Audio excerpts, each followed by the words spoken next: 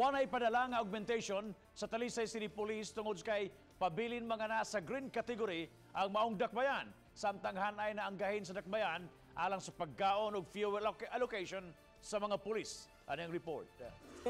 Wala na magpaabot pa si Police Lieutenant Colonel Marlo Conag, ang hepe sa Talisay City Police ug Augmentation Force nga idestino sa dakbayan atol sa eleksyon. Iyang gipasabot nga mas nanginahanglan og dugang mga pulis ang mga lungsod ug dakbayan nga gipaubos sa orange category. Sa orange category, ana ang higpit nga panagribal sa politika ug pagkatap sa mga saag nga armas. Apan gitataw ni Conag nga malinawon ang dakbayan sa Talisay. Hindi naman sinasabi namin na hindi kailangan. We need augmentation, pero tinitingnan natin kasi yung ibang areas na mas may political rivalries, they might need augmentation. Kaya kami gibuhin na kami. Samtang anaanay 3 milyones pesos nga gahin nga giandam ang Talisay City Treasurer's Office alang sa eleksyon.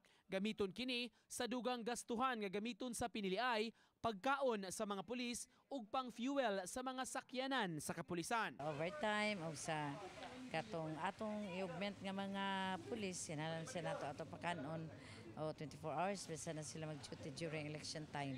Uban ni Marlon Melgazon, Nico Sireno, Balitang Bisdak.